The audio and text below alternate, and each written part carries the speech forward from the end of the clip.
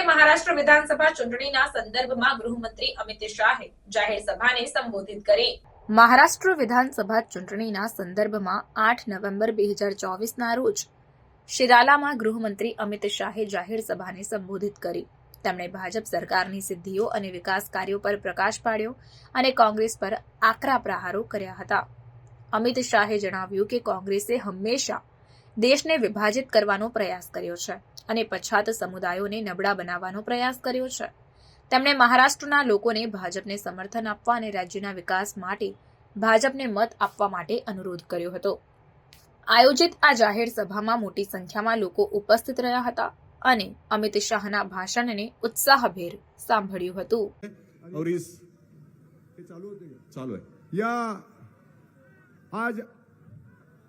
आज आपल्या सगळ्यांसाठी एक सुवर्ण अक्षरानं लिहावा अशा पद्धतीचा दिवस आहे की देशाचे गृहमंत्री आणि ज्यांनी खऱ्या अर्थानं देशाच्या अखंडत्वासाठी एकतेसाठी प्रचंड मोठ्या पद्धतीचं योगदान दिलेलं आहे ते अमितभाई शाह आपल्या सगळ्यांच्या मध्ये आज उपस्थित झालेले आहेत। आदरणीय अमितभाई शाह साहेब, आपको ये जनता नमन करती है और आपको ये कहना चाहती है कि सुबह आज 10:30 बजे से यहाँ पर आपकी वाणी सुनने के लिए ये सब जनता आपके विचार सुनने के लिए आज आई है। ये जो विधानसभा की जो चुनावी जो अपना मैदान है, इस मैदान में मुझे भारतीय जनता पार्टी और महायुति का उम्मीदवार मनोनीत किया है। आज इस मंचक पे उपस्थित सब हमारे मान्यवर, इनके साक्ष्य में कहना चाहता हूं कि आज की तारीख में अमित भाई शाह यहां पर आने की वजह से अपनी जो ताकत है वो ताकत और बढ़ने वाली है और इस चुनाव में आपल्याला एकच या निमित्तानं अमित भाई शाहना आपल्या सगळ्यांच्या मार्फत रिटर्न गिफ्ट द्यायचंय। ते म्हणजे ह्या निवडणुकीत अमित भाई शाह इथं आलेले आहेत। 23 तारखेला कोणत्याही परिस्थितीत शिराळा विधानसभा मतदारसंघाचा जो गुलाल आहे तो गुलाल आपण त्यांना या निमित्तानं देण्याच्या संदर्भातली जाहीर गवाही या निमित्तानं द्यायची है। सर, मैं आपको तहे दिल से आभार व्यक्त करना चाहता हूं। ये अंबा माता के आशीर्वाद से, गुरु गोरक्षनाथ महाराज के आशीर्वाद से पुनीत हुई ये धरती है। इस धरती पे आज आप आए हो। मेरी आपसे इतनी विनती है कि आपके यहाँ आने से हम सब उपकृत हुए हैं। हम धन्यवाद देना चाहते हैं क्योंकि आपने हमारे इस शिराळा विधानसभा मतदार संघ के जो पूर्व विभाग के जो 48 गांव है, उस 48 गांव के लिए तकरीबन 386 करोड़ रुपए नाबार्ड से मंजूर करके 20,000 हेक्टेयर क्षेत्र को सिंचाई की योजना मंजूर की है। इसके लिए हम आपका आभार इस मंच से व्यक्त करना चाहते हैं। दूसरी मेरी आपसे गुजारिश है, मेरे पिताजी ये पहाड़ी इलाकों के नेता थे, शिवाजीराव देशमुख साहब। उनको जिंदगी में अगर राजनीति में कौन लाया है तो विश्वासराव भाऊ ने लाया और उनको साथ दी वसंतराव नाईक बाबा ने दी। तो मेरी ये गुजारिश है कि इस पहाड़ी इलाके के ऊपर आपका भी वैसा ही ध्यान चाहिए जैसे मेरे पिताजी का मेरे इन लोगों के ऊपर था। और ये मेरी आपसे निजी गुजारिश है, मेरी आपसे ये विनती है इस कार्यक्रम के माध्यम से कि यहाँ पर संभाजी महाराज को बचाने का अंतिम प्रयास जो था वो भुईकोट किले पे हुआ था। उस भुईकोट किले को राष्ट्रीय शौर्य स्मारक बनाने के लिए आप अपनी पूरी ताकत झोंक कर संभाजी महाराज ने धर्म बचाने के लिए, धर्म के रक्षण के लिए जो अपनी जान गंवाई है, वो जान गंवाने के लिए उनका जो एक राष्ट्रीय स्मारक है, शौर्य स्मारक है, वो यहाँ पर भुईकोट किले में होने के लिए आप हमें मदद कीजिए। और मेरी एक गुजारिश है, सर मी मराठीत बोलतो 2 मिनिटं। आपण कोल्हापूरचे जावई आहात आणि त्या निमित्तानं दाजी या नात्यानं आपल्याला आम्ही तसं बोलू शकतो। सर, ही नागपंचमी, ये नाग की जो पूजा हमारे यहाँ के लोग करते हैं, हमारे मराठीत आम्ही सांगतो की नागाची पूजा नागपंचमीच्या माध्यमातून आमचा जो पारंपरिक रीतिरिवाज आणखीन आमची जी परंपरा होती, दुर्दैवानं मधल्या काळामध्ये आम्हाला ती परंपरा खंडित करायला लागली आहे। ती तेवढी आमची विनंती आहे, शिराळा आणि ह्या परिसरातील सर्व तमाम लोकांनी हात वरती करून सांगावं अमितभाई शाहना की या निवडणुकीच्या माध्यमातून अमितभाई शाह साहेब आपण आम्हाला मदत करा. फक्त काही अपवाद वगळून ही नागपंचमी जी आहे ती जुन्या रीती रिवाजाप्रमाणे आमच्या धर्माच्या रूढी परंपराप्रमाणे हिंदू धर्माच्या असणाऱ्या आमच्या रीतिरिवाजाप्रमाणे करण्याची आम्हाला अनुमती द्या. हे जर केलं तर मी म्हणेन की आमच्या आयुष्याचं फलित ठरलं सर. आणि त्याचबरोबर या आपल्या कार्यक्रमाच्या निमित्तानं निनाय या नागपंचमीच्या नामानं आपण सगळ्या मंडळींनी या निमित्तानं त्यांना साथ घालूया. आजच्या या कार्यक्रमाच्या निमित्तानं अमित भाई आपल्याला एवढीच विनंती करतो, आपल्या महाराष्ट्राचे उपमुख्यमंत्री आदरणीय देवेंद्रजी फडणवीस साहेब यांनी वाकुर्डे बुद्रुक योजनेचा भाग 1 टप्पा 2, 3 हे कार्यान्वित केलेले आहे. आणि या निमित्तानं आमचा जो पश्चिम भाग आहे, जो हमारा ऊपर का जो भाग है जहां पर पहाड़ी इलाका है, उसके लिए अभी 1,85 लाख की एक योजना मंजूर की है. अगर वो इसके बाद अपनी जो सरकार आने वाली है वो अगर हम कार्यान्वित करेंगे तो मुझे लगता है तकरीबन 20,000 हेक्टेयर क्षेत्र हमारा हो 20,000 हेक्टेयर क्षेत्र हमारा इस सिंचाई के माध्यम से लोगों को मदद हो सकती है.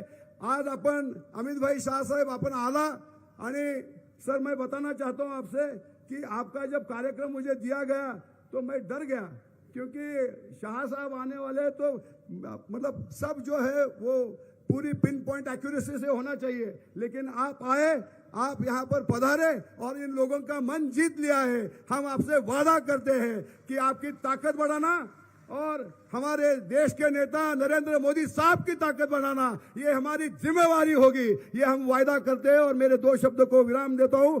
मेरा चिन्ह है कमल. महायुति के माध्यम से मुझे आप आशीर्वाद दीजिए. 5 साल मैं आपकी सेवा करूंगा और आपके सब सपने मैं साकार करूंगा. ये मेरा वादा आपसे सबसे.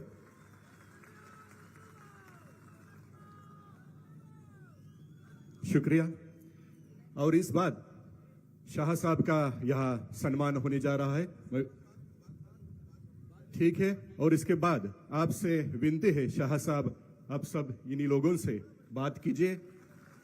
इस बड़ी विराट सभा को आप संबोधित कीजिए, ऐसी विनती मैं आपसे करता हूं. सम्मान्य अमित भाई शाह. मेरे साथ बोलिए, भारत माता की. क्यों भाई, क्या हो गया है सिराला वालों की आवाज को? जीतना है या नहीं जीतना है? अरे जोर से बोलो, जीतना है या नहीं जीतना है? तो ऐसी आवाज नहीं चलेगी. यहां से मोदी जी आज महाराष्ट्र में है, वहां तक आवाज जानी चाहिए. सत्यजीत और निशिकांत को जिताने के लिए सिराला में भाजपा वाले इकट्ठा हुए हैं. मेरे साथ दोनों हाथ उठाइए. दूर बैठे वो भाई भी उठाए, सामने बैठे वो भी उठाए. विजय के संकल्प की मुट्ठी बीजिए और प्रचंड आवाज से बोलिए, भारत माता की जय जय जय जय जय शिवाजी. जय जय जय जय जय भवानी. वंदे वंदे. आज विश्वासराव नाईक महाविद्यालय में उपस्थित सभी भाइयों बहनों को मैं प्रणाम कर कर मेरी बात की शुरुआत करता हूं. मैं यहां पर महाराष्ट्र चुनाव में भारतीय जनता पार्टी के 2 प्रत्याशी सत्यजीत देशमुख, आगे आओ सत्यजीत, और इस्लामपुर से हमारे निशिकांत जी आगे आइए. ये दोनों को जिताने की अपील करने के लिए मैं आया हूं. और मैं आज यहां कहकर जाता हूं, हमारे सत्यजीत ने कहा कोई कानून के चलते ये अघाड़ी सरकार ने नाग पंचमी की नाग की पूजा बंद करी है. मैं 32 सिराला नाग मंदिर की भूमि पर कहकर जाता हूं, हमारी सरकार फिर से बनने के बाद इसको हम विधि विधान के साथ चालू करेंगे.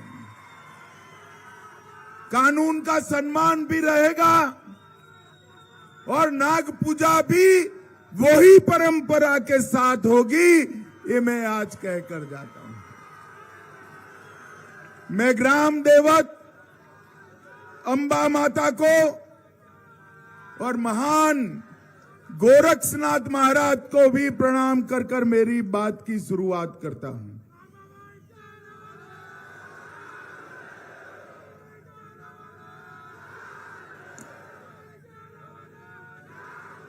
भाइयों बहनों, समर्थ रामदास के चरण जहां पड़े, यह ये भूमि है।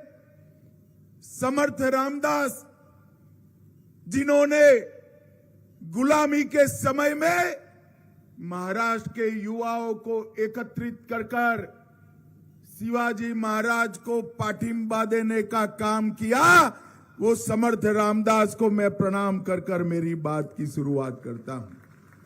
महाराष्ट्र की ये वीर भूमि, छत्रपति शिवाजी महाराज,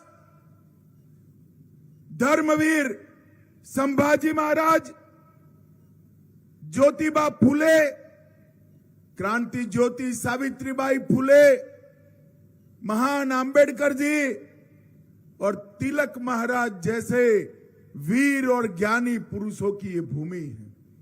ये भूमि पर वसंत दादा पाटिल, राजा राम बापू पाटिल, जिन्होंने सहकारिता आंदोलन को आगे बढ़ाकर किसानों की खुशहाली के लिए काम किया, ये सभी महान लोगों को मैं प्रणाम करना चाहता हूं। भाइयों बहनों, 20 तारीख को समग्र महाराष्ट्र के अंदर मतदान होना है और आप लोगों को वो मतदान में निर्णायक भूमिका लेनी है।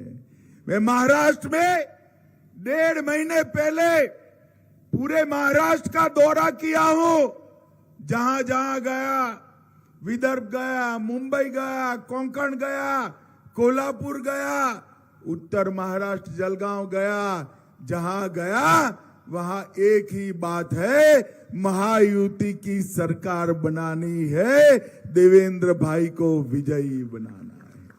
भाइयों बहनों, मोदी जी की सरकार ऊपर बन चुकी है, केंद्र में भाजपा सरकार है, नीचे एनडीए की सरकार बना दीजिए, महायुति की सरकार बना दीजिए। मैं बताकर जाता हूं, ये दोनों सरकारें डबल इंजन की सरकारें महाराष्ट्र को देश का नंबर 1 राज्य बनाने का काम करेंगे, नंबर 1 राज्य बनाने का। मोदी जी ने हम सबके सामने एक लक्ष्य रखा है और वो लक्ष्य है एक ऐसा भारत बनाना जो हर क्षेत्र के अंदर वो भारत दुनिया में सर्वप्रथम, और वो केवल और केवल एनडीए बना सकता है भाइयों बहनों, और मोदी जी के नेतृत्व में ही बन सकता है। और मैं आज जब यहां आया हूं तब अघाड़ी वालों को पूछने आया हूं और आप सबको भी पूछने आया हूं, औरंगाबाद का नाम संभाजी नगर होना चाहिए या नहीं होना चाहिए भाई? अरे जोर से बोलो, होना चाहिए या नहीं होना चाहिए? ये अघाड़ी वाले इसका विरोध करते हैं और अपने आप को महान बाला साहब का वारिस कहने वाले उद्धव ठाकरे भी उनका विरोध करते हैं। मैं आज बताकर जाता हूं, पवार साहब सुन लो, जितना जोर लगा दो, संभाजी नगर का नाम वीर संभाजी नगर ही रहने वाला है, कोई नहीं बदल। भाइयों बहनों, मुझे बताओ, ये कश्मीर जो है हमारा है या नहीं है? जोर से बोलो, है या नहीं है? धारा 370 हटनी चाहिए थी या नहीं हटनी चाहिए थी? जोर से बोलो, हटनी चाहिए थी या नहीं हटनी चाहिए? ये कांग्रेस, एनसीपी, नकली शिवसेना, शरद पवार की एनसीपी, ये कहते हैं कश्मीर में धारा 370 नहीं हटनी चाहिए। अभी अभी कश्मीर की असेंबली में मीटिंग हुई, नेशनल कॉन्फ्रेंस के साथ कांग्रेस पार्टी ने भी एक रेजोल्यूशन किया कि धारा 370 वापिस लाइए। ये कश्मीर जो है भारत का अभिन्न अंग नहीं है। मैं आज संभाजी महाराज की भूमि पर कहकर जाता हूं, मेरी बात मानिएगा शरद पवार साहब, आपकी 4 पुश्तें भी आएगी, धारा 370 हम वापिस नहीं आने देंगे। भाइयों बहनों, इन लोगों ने एक प्रकार से तुष्टीकरण की सम सीमाएं लांघ दी। पूरा देश वक्फ बोर्ड के कुछ प्रावधान जो कांग्रेस पार्टी ने किया उससे परेशान है। मोदी जी संसद के अंदर वक्फ बोर्ड में बदलाव का बिल लाए और वो बिल का ये लोग विरोध कर रहे हैं। अभी अभी कर्नाटक के वक्फ बोर्ड ने कुछ पूरे गांवों को, मंदिरों समेत, किसानों की भूमि समेत गांवों को वक्फ की संपत्ति घोषित कर दिया। मैं पवार साहब को पूछने आया, उद्धव जी को पूछना चाहता हूं, मुझे बताइए वक्फ बोर्ड का आप समर्थन करोगे या विरोध करोगे? वो जवाब नहीं देंगे। मैं आपको बता देता हूं, वो वक्फ बोर्ड का विरोध करेंगे सिराला वालों। और अघाड़ी की सरकार गलती से भी आ गई तो किसानों की भूमि वक्फ बोर्ड के नाम पर करने का भी काम करेगी, वक्फ बोर्ड के नाम पर। मगर आप चिंता मत करो, केंद्र में आप लोगों ने नरेंद्र मोदी सरकार बनाई है, नरेंद्र मोदी सरकार।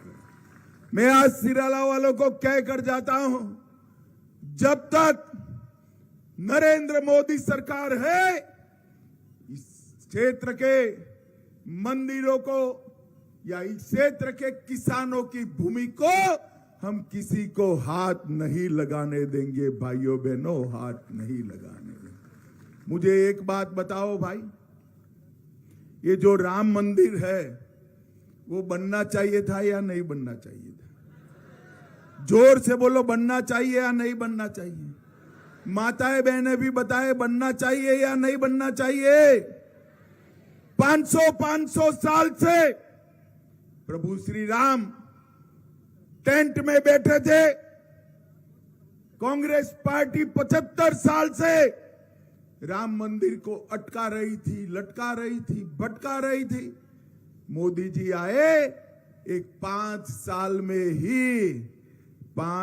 में ही भूमि पूजन भी किया, कंस्ट्रक्शन भी किया और प्राण प्रतिष्ठा कर जय श्री राम कर दिया। और भाइयों बहनों, शरद पवार साहब ने कह दिया कि मैं बाद में आऊंगा। उद्धव ठाकरे भी नहीं गए, राहुल गांधी भी नहीं गए। क्यों नहीं गए बताओ भाई, सिराला वालों, क्यों नहीं गए?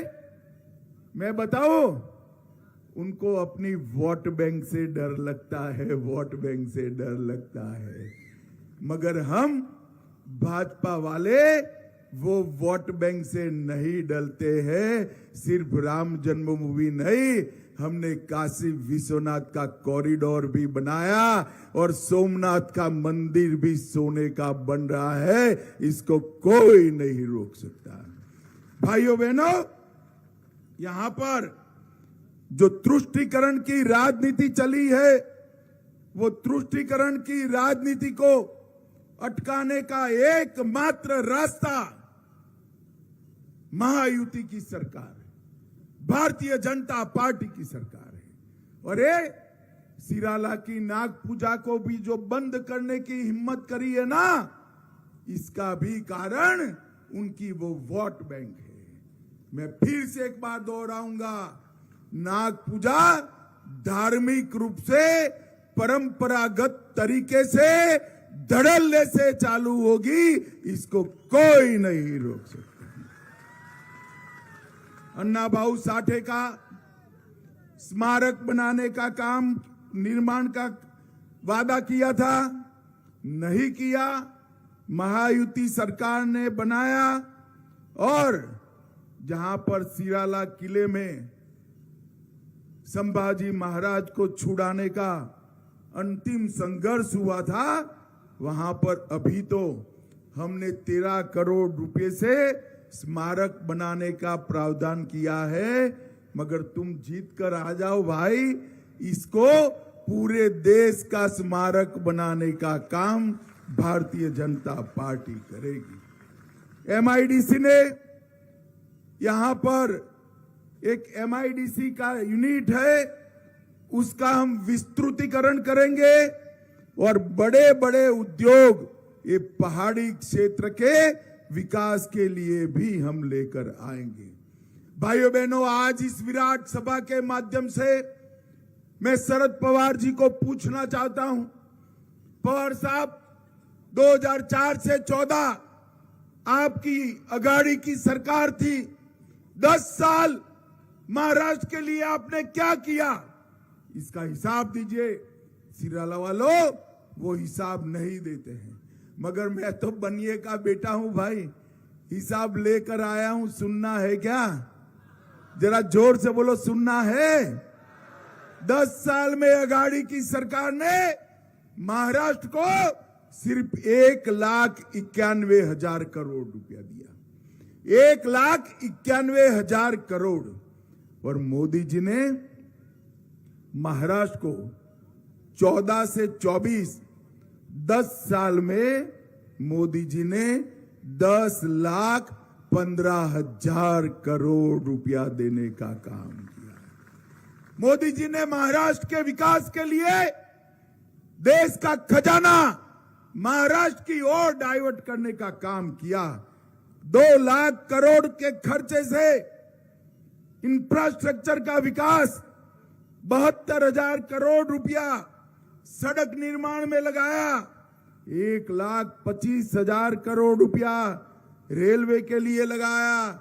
2,000 करोड़ रुपया एयरपोर्ट्स बनाने के लिए लगाया और 70,000 करोड़ रुपया से वाडवान पोर्ट, जो एशिया का सबसे बड़ा पोर्ट है, उसको बनाने का काम नरेंद्र मोदी जी कर रहे हैं। नरेंद्र मोदी जी करें। अपने सांगली जिले की बात करूं, 4500 करोड़ से रत्नागिरी नागपुर कॉरिडोर, इसमें सांगली सोलापुर खंड 4 लेन से बनाने का काम किया। 4500 करोड़ से पुणे बेंगलुरु कॉरिडोर, सतारा कागल खंड 6 लेन बनाने का काम किया। 1800 करोड़ से पुणे नासिक कॉरिडोर, खेड़ सिन्नर खंड 4 लेन का काम पूरा किया। और 8,000 करोड़ से, जोर से ताली बजाना, कृष्णा कोयना लिफ्ट योजना का भी काम भारतीय जनता पार्टी ने किया। 3200 करोड़ से सांगली कोल्हापुर बाढ़ समन परियोजना, मेरसार सोलर प्रोजेक्ट चालू किया। और ये पवार साहब किसान किसान कह रहे हैं, मैं पवार साहब को कहना चाहता हूं, मोदी जी आने के बाद किसान को हर साल 6,000 रुपया देने की शुरुआत करी और यही जिले के 4,47,000 किसानों को 1,400 करोड़ रुपया, मतलब हर साल 6,000 करोड़ रुपया जाता है। 4 लाख गरीबों के घर में पहली बार नल का कनेक्शन भेजा। आयुष्मान भारत योजना के तहत 10 लाख गरीबों को 5 लाख तक का सभी खर्चा फ्री किया। और अब मोदी जी किसी भी आय वर्ग के हो, जिनकी आयु 70 साल की ज्यादा है, उनको और 5 लाख देने का काम हमारे नरेंद्र मोदी जी करने जा रहे हैं। नरेंद्र मोदी जी 22,000 घर बनाए, 17,000 रेडी पटरी वालों को श्रीनिधि योजना से, स्वनिधि योजना से काम दिया और 1,24,000 घरों में हमने शौचालय बनाने का काम किया। और भाइयों बहनों, अभी देवेंद्र जी, एकनाथ जी लाड़की बहन योजना लेकर आए हैं और 7 लाख माताओं बहनों के अकाउंट में लाडली बहन योजना का पैसा जमा करने का काम भारतीय जनता पार्टी ने किया। 7 लाख बहनों सिर्फ सांगली, और इसमें बढ़ोतरी होने वाली है। जोर से ताली बजाओ, अभी जो तय हुआ है उसमें बढ़ोतरी भी होने वाली है।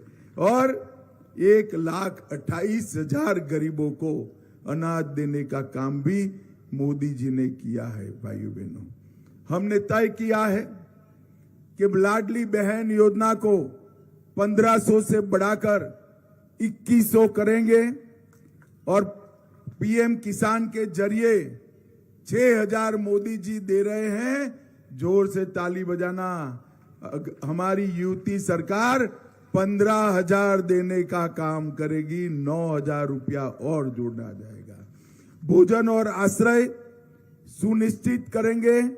वृद्धावस्था का पेंशन 1,500 से बढ़ाकर 2,100 करे जाएगा और 10 लाख छात्रों को 10,000 रुपया ट्यूशन फी हर महीने दी जाएगी और 25 लाख नौकरियां हर महीने देने का काम ये भारतीय जनता पार्टी की सरकार करेगी। भाइयों बहनों, अघाड़ी वालों का एजेंडा फिक्स है। वो अपनी एक निश्चित वोट बैंक को सुखी करना चाहते हैं, समृद्ध करना चाहते हैं। आपको मालूम है ना उनकी वोट बैंक कौन सी है? मालूम है या नहीं है? अरे जोर से बोलो, है या नहीं है? किसके लिए वक्फ बोर्ड के सुधार का कानून का विरोध कर रहे हैं? वो उसके लिए ही काम करना चाहते हैं।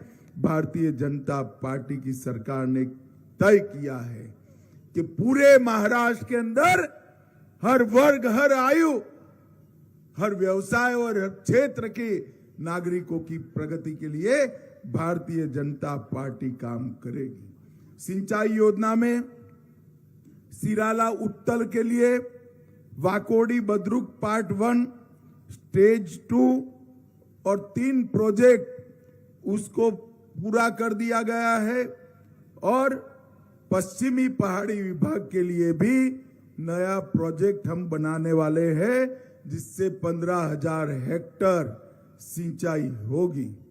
और मैं आज आप सभी को कहना चाहता हूं, अघाड़ी की सरकार गलती से भी बहुमत में आ जाती है तो उद्धव ठाकरे अपने बेटे को मुख्यमंत्री बनाना चाहते हैं, पवार साहब अपनी बेटी को मुख्यमंत्री बनाना चाहते हैं और कांग्रेस पार्टी में तो 1 दर्जन लोग मुख्यमंत्री के लिए अपने कपड़े सिलाकर बैठे हैं।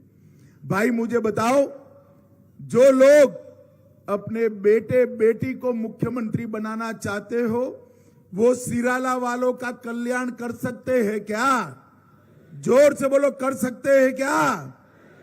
इस क्षेत्र का कल्याण केवल और केवल नरेंद्र मोदी जी के नेतृत्व में एकनाथ शिंदे, देवेंद्र फडणवीस और अजीत दादा की महायुति ही कर रही है। हम एकजुट होकर महाराष्ट्र की जनता के सामने हम आए हैं कि आइए आप सभी लोग मोदी जी पर भरोसा करिए। मोदी जी जो वादा करते हैं वो पत्थर की लकीर होती है, पूरा होता है। अभी अभी कांग्रेस के नेता खड़गे जी ने कांग्रेस वालों को कहा कि भाई वादा संभल कर करना जरा। हिमाचल में पूरा नहीं हुआ, कर्नाटक में पूरा नहीं हुआ, तेलंगाना में पूरा नहीं हुआ। खड़गे साहब, आप कुछ भी कहिए, आपके जो नेता है ना खटाखट वाले, ऐसा वादा करते हैं जो कभी पूरा ही नहीं होता, पूरा ही नहीं होता। कांग्रेस के अध्यक्ष ही कहते हैं कि कांग्रेस जो वादे करती है वो काल्पनिक है, पूरे नहीं होते। और मैं आज कहकर जाता हूं, हम मोदी जी ने जितने भी वादे किए सभी वादों को पूरा करने का काम हमारे नेता नरेंद्र मोदी जी ने किया है, नरेंद्र मोदी जी ने किया है। और हमारे घोषणा पत्र के अंदर जितने भी वादे हम कर आए हैं, इस सारे वादों को हम पूरा करने का काम करेंगे। और भाइयों बहनों, सबसे बड़ी एक मैं बात कहना चाहता हूं, 10 साल पहले सोनिया मनमोहन की सरकार थी, आए दिन आतंकवादी बम धमाके करते थे और भारत सरकार में बोलने की हिम्मत नहीं थी। 2014 में आपने मोदी जी को प्रधानमंत्री बनाया, उरी और पुलवामा में हमला किया। 10 ही दिन में मोदी जी ने पाकिस्तान के घर में घुसकर एयर स्ट्राइक और सर्जिकल स्ट्राइक कर आतंकवादियों का सफाया करने का। और उस वक्त ये राहुल गांधी इसका साक्ष्य मानते थे। क्या साक्षी है कि वहां पर कुछ हुआ है? अरे राहुल बाबा, जरा समझो तो पाकिस्तान वालों के चेहरे टीवी पर देख लो तो मालूम पड़ जाएगा कि उनको यहां हमारी सेना वालों ने क्या किया है। भाइयों बहनों, ये अगाड़ी वाले देश को सुरक्षित नहीं कर सकते, देश का सम्मान नहीं बढ़ा सकते। देश का सम्मान बढ़ाना है, देश को सुरक्षित करना है तो नरेंद्र मोदी जी के हाथ मजबूत करना पड़ेगा। आप यहां पर युति को जिताते हैं, महायुति को जिताते हैं, उसका मतलब ही होता है कि देश की जनता नरेंद्र मोदी जी के साथ है। ये अगाड़ी वाले सारे तैयारी कर बैठे थे, करोड़ों रुपए के पटाखे लेकर बैठ गए थे कि हरियाणा में हम जीतेंगे और पटाखे जलाएंगे। कई जगह तो उनके पटाखे उन्होंने भाजपा के कार्यकर्ता को दे दिए। हरियाणा में कांग्रेस का सुपड़ा साफ हुआ है और महाराष्ट्र में भी अघाड़ी का सुपड़ा साफ होने वाला है। भारतीय जनता पार्टी की सरकार बनेगी। भाइयों बहनों, सिराला वालों ने तय करना है कि अपने युवा प्रत्याशी को यहां से असेंबली में भेजना है या नहीं भेजना है। मैं आपको कहकर जाता हूं, सत्यजीत को आप एमएलए बनाकर भेजो, उसको बड़ा आदमी बनाने का काम भारतीय जनता पार्टी करेगी। निशिकांत जी को भी प्रचंड बहुमत से जिताइए, 2 कमल खिलाकर पहुंचाइए और मोदी जी के हाथ मजबूत करिए, देश को सुरक्षित करिए। मुझे बताओ सिराला वालों, आप लोग सत्यजीत आगे आओ, निशिकांत आगे आओ। सत्यजीत और निशिकांत जी को प्रचंड मार्जिन से जिताएंगे क्या? जोर से बोलो, जिताएंगे क्या?